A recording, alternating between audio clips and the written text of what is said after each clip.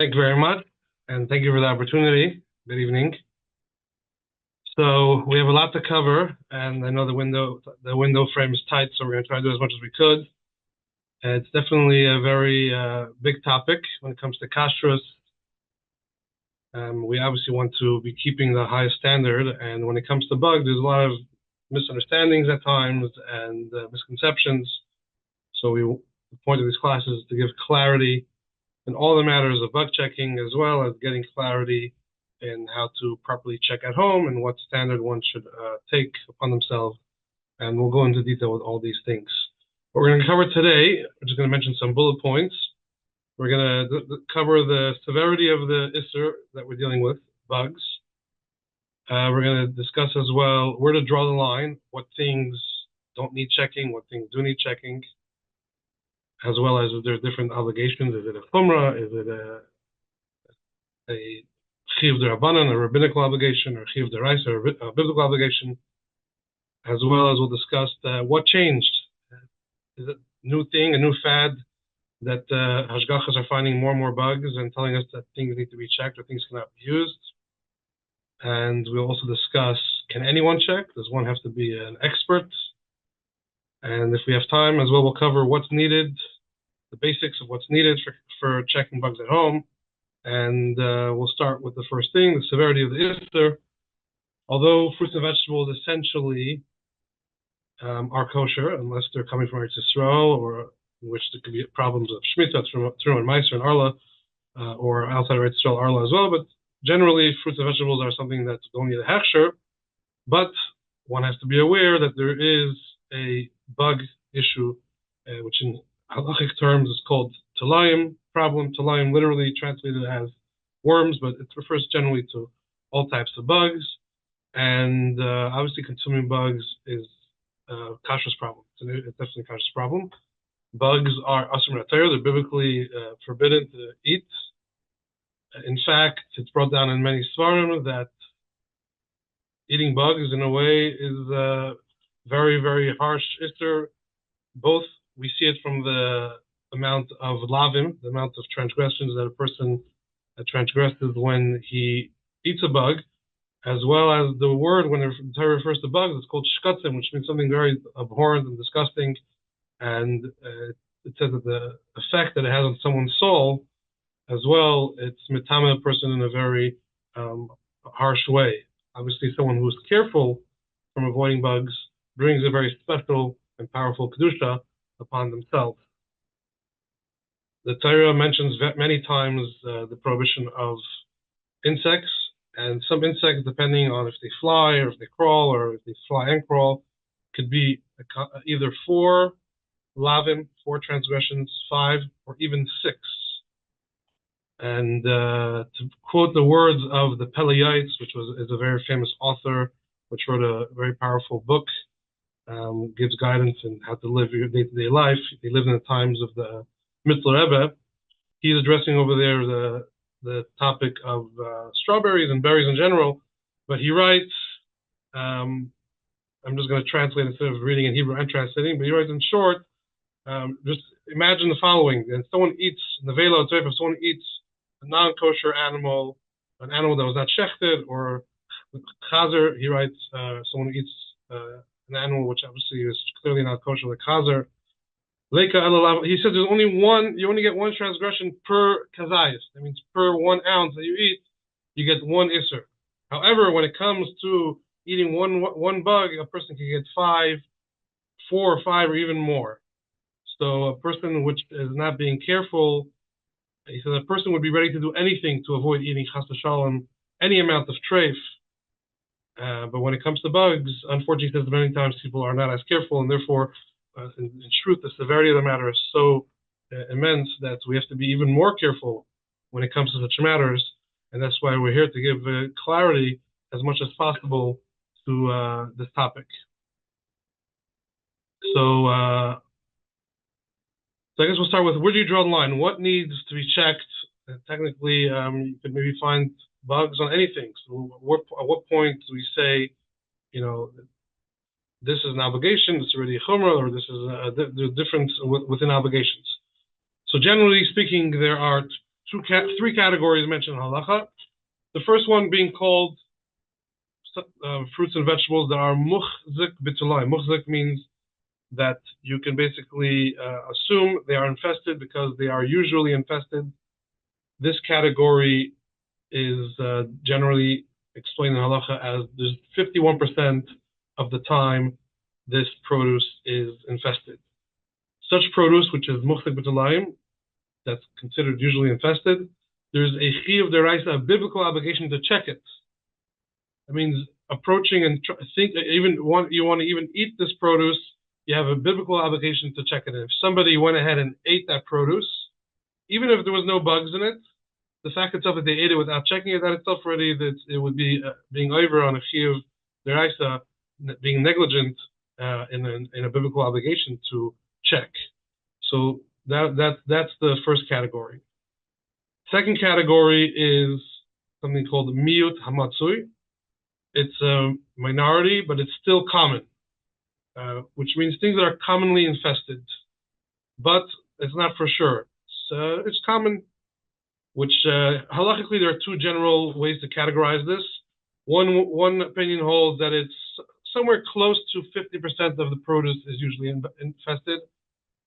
And some say, no, it's even from 10% of the produce being infested and on already, there is an obligation to check. This obligation is rabbinical, it's midrabanan, and the same thing, a person is not allowed to eat the produce until they check it. And then there's a category called miyut she'ena matzui, which means it's a minority, which it's not commonly found to have insects.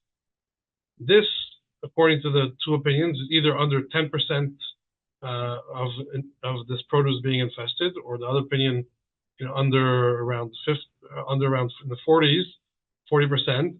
But these are things that are not commonly infested, which off the bat we could say things like tomatoes and cucumbers and eggplants and stuff like that. That although a person may at times find insects on them, but since it's the chance of it is so low, there is no obligation to check it.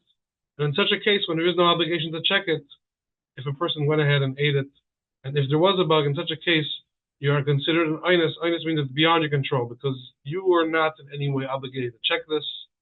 And if you did, you're not in any way liable for it, and it does not in any way have affect you because that was not something that you were obligated to do. And however, the other categories, if it was something that was rabbinically obligated or biblically obligated, which is either miyut hamatzui, something commonly infested, or muchzik, something that usually is infested, then if someone didn't check properly, besides for not doing their obligation, if they ate a bug, they obviously would be liable. They would be chayav because they were negligent in their checking. Now the question is, how do you know what vegetables fall into what category? What vegetables have a chiyuv midaraisa, muchzik, b'tulayim? What vegetables have a chiyuv midrabanan? What fruits and vegetables do you not have to check at all because they're miyut she'ena matzui?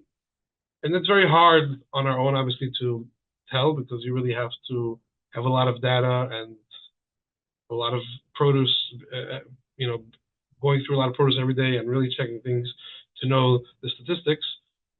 And even your local Rav generally won't know either because he may be able to answer other questions in halacha when it comes to checking, but to tell you exactly which vegetable or fruit, which time of the year, which season is a higher chance, lower chance, this is a field that the hashgachas have dedicated teams of mashgichim, and they have laboratories, and their full focus is tracking this and keeping the statistics of what's going on in regards to infestation in all these fruits and vegetables.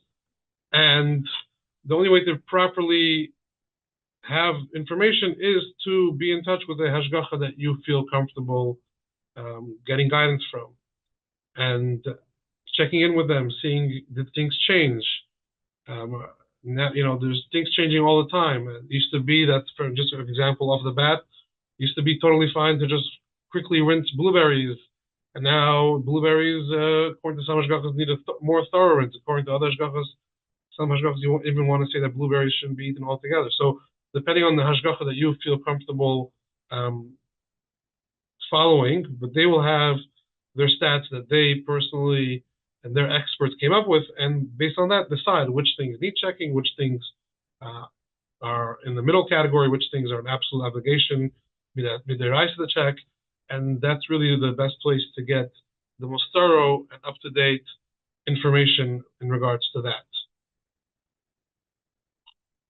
Now, the next question which comes up is, what changed? It seems like many people will say, my mother or my grandmother never checked all these things, or there suddenly seems to be all these different fruits or vegetables which are being said that one cannot eat, or one has to go through this whole complicated process to check it. Is this a new fad that the Hashgachas are trying to impose on the consumers? But in truth, if one looks into Gemara, and starting with Mishnayos and Gemara, and afterwards the Rishonim and the Rambam, and everybody which is discussed with the basics of halacha, of Yiddishkeit, everywhere it's already brought down this concept that there's bugs which are found in fruits and vegetables, and what to do, and that they have to be checked. And later on in the Shulchan Aruch, it gets even more detailed. There's a whole section in Shulchan Aruch in Yoreh De'ah dedicated to bugs called Ilchas Tolayim. And therefore, first of all, for thousands of years we were aware of it, and it's been discussed. And later on, the Poskim, the halachic commentaries, discuss it even more at length, and the Noisei Kelim, the commentaries on the Shulchan Aruch, and then later on the other commentaries and halachic Poskim. Throughout the generations, it's been discussed over and over and over, and in many details. So it's definitely not something new, and it's something that was definitely covered at length in previous generations. In truth, any psak that comes out today, any halachic ruling that comes out today from any kashrus agency, if something needs checking or not, they're all basing themselves on previous generations of poskim, of halachic authorities, which have already spoken about this in detail, and based on that, they make their decisions.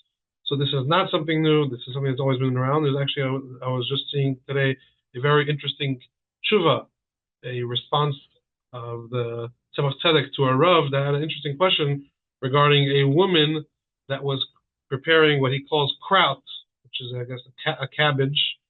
And she had done a check. She checked it, and then she had prepared her dish. And then later on, she realized that there are very, very small bugs which are very hard to find. And these bugs are the same color as the cabbage, and therefore it's pretty much, it was very, very difficult to have picked up. And when she was checking, she did not notice those. But later on, she did see it on some other cabbage that was around, or whatever was left. For whatever reason, she picked it up later on, but she already had prepared a dish. And it sounds like it has a whole long tshuva discussing back and forth the different probabilities and the different sfeikas, the different doubts involved, and ultimately deciding whether it's allowed or not. It's a whole discussion for itself. But we see this was a practical question that was brought to the Tzemach Tzedek, someone who checked their cabbage and then later on found out that there's actually very small bugs that are very hard to find. And they are the color as well is very camouflage and cannot really be picked up or identified. And that was something discussed already back then. So this idea that there are bugs and they can be very small and hard to identify, and they are found in our produce, is something that's been around for many generations, and that's something we should be aware of. At the same time, there was definitely ignorance back then, because we see halachic authorities, including the Aruch HaShulchan and others, which address the matter and say that unfortunately there are many people that don't realize that there is infestation, and unfortunately are eating produce with bugs, and he has to find a limud zchus, he has to find a merit to try to find some sort of a merit for them. Although he said that halachically, obviously, it's not acceptable what they're doing, but he tries to just find the merits, because there are people, unfortunately, that are not educated enough to know the matters and to know how infested these things could be. Baruch Hashem, today, with today's world, of the access that we have to knowledge and to sharing knowledge, and something that's accessible to the public and the language that the public understands, and with the visuals that could be shared.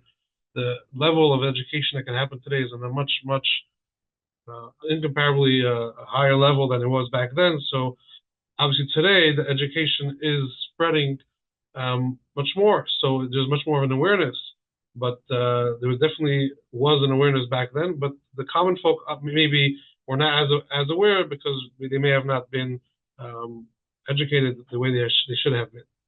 Another aspect which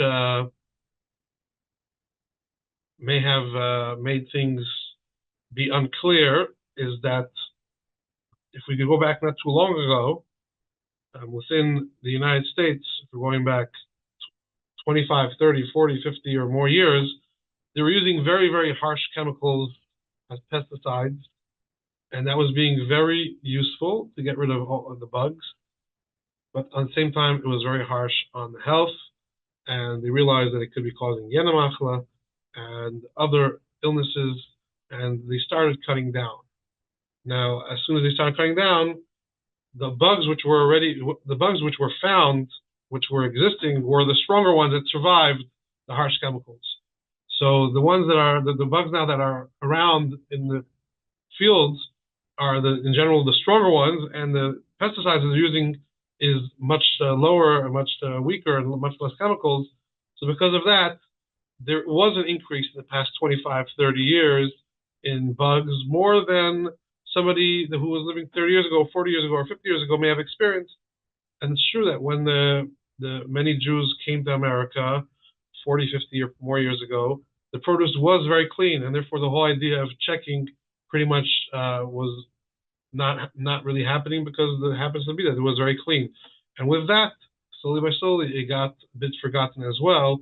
And then when it got reintroduced due to the pesticides being a different, lower, less harmful chemical, it actually was basically, people now feel like it was something new. But in truth, it wasn't anything new.